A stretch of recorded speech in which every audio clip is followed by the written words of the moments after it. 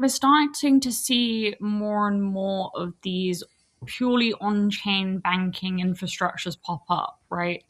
Like I worked for 1 years ago, and even since then, I think there's been 1,000 more that have cropped up with AI integrated, and some of them are purely on chain. And I think what you mentioned is fascinating. It's like we do have a certain standard in crypto, in on chain finance, where we expect there to be an audit. We expect there to be certain levels of security that you can feel confident about using the platform.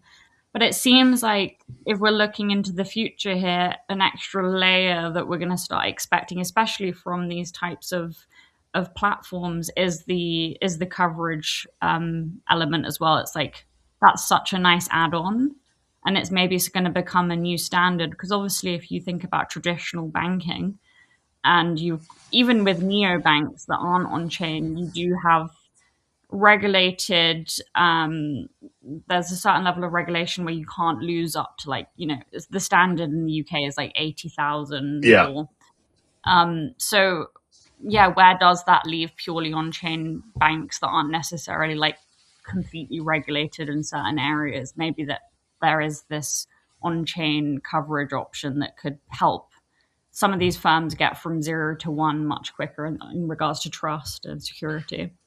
Yeah, I think there's a number of forces at play here. Like two of them to highlight. You've done articulated one well already, which is kind of like these businesses don't want to be known as crypto niche businesses anymore. They want to Yeah. be operating on, let's get rid of the word crypto. Let's just talk about finance, but offer our users like UX, Mm. AI integrations to provide better UX, better experience, better like cheap, like run everything on much better tech, so it's more Yeah. efficient.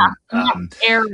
And, Yeah. and to that regard, then you compare it to the traditional financial banking system, but there where it is already kind of like from um, the regulatory, given the various crises we've had over the Mm. years, you mentioned the UK, the protection you get from banks. Probably like for a global audience here, people might be more familiar with the US, where you have the FDIC Mhm. insurance, where all the banks are essentially paying into one big industry pot. Mm. Not because they want to per se, but because the industry regulation mandates it, and then that provides, you know, for depositors. You don't obviously have that yet. Digital asset. So some of the the leading I think the names that are kind of going to already do stand out and they're going to strengthen their position. You've had Aave last year announce the Aave app, being really bold, and they're announcing, and anyone that the Aave app is going to FDIC equivalent, not from that regulatory approach, like you're going to get $1 million of cover. I mean, big number. I think in the FDIC is like 250K. So really interesting. Like they put down a marker at DevConnect last year in the kind of the headlines. You've had Robinhood, obviously, is now like one of the things that's been most in the headlines recently. Has been Robinhood and Robinhood Earn on Robinhood Chain. They have sourced some regulatory insurance. So again, like whilst that isn't directly with Nexus Mutual, it's a fantastic point because it's just showing the maturity of these players, the industry. So you've got it like from that level, and I think it's that regular sort of crossover to the regulatory side. And then like just this past few months, we've had some really big exploits that are making people question, like, hey, DeFi, like, am I getting paid enough to play in DeFi? And yield, unfortunately, at the same time we've had the big hacks, we've had yield compression and quite a like DeFi native pure on chain yield. When the market is as it is now, it's a little sideways. We're in a crypto bear market winter at the moment. But when Yeah. when it's not as bullish as it has been, you don't have the funding rate and the other sorts of um, activities that generate yield in DeFi. and that's compressed. And so, but the risk doesn't change, right? Like an important point from my head of risk is always sometimes people are like, oh, I can't afford to buy the cover. The yield is tight at the moment. But it's like, okay, but just bear in mind that the risk of the protocol, for instance, hasn't changed because of the yield environment.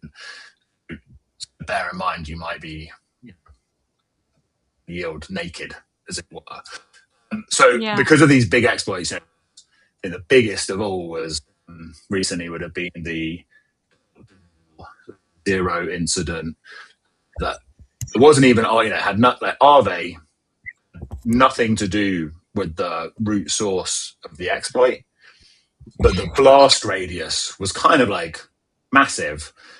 And given it impacted Arve, which is one of those blue chip, close to household names, certainly within crypto, but like even wider, the fact that it could potentially have taken down Arve in a meaningful way. You've seen all the you track on DeFi Llama, for instance, you'll have seen like net like aggregate amount of TVL or DeFi protocol has dropped substantially.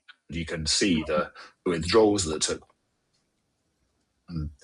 shortly after incident, even with DeFi United coming like this industry collective coming to sort of do a bail-in equivalent. So those sorts of drivers have made everyone. We've had tons of inquiries come through on that because people are like more and more realizing you can't offer these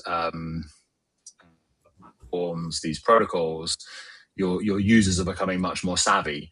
In the DeFi summer days, it's just like this is such a crazy experiment. You're dealing with these people that are they're like just really early adopters, and they're willing to take risks that many others won't. You go to the general public, people. It's like when you drive, you're not expected to understand all the minutiae of how the engine works. Same thing with banking, the equivalent. So that's where you got to have your warranties and your support helplines, and what happens if the car breaks down. You need the equivalent here, and I think that's the sort of stuff that we're trying to do at Nexus Mutual with these players.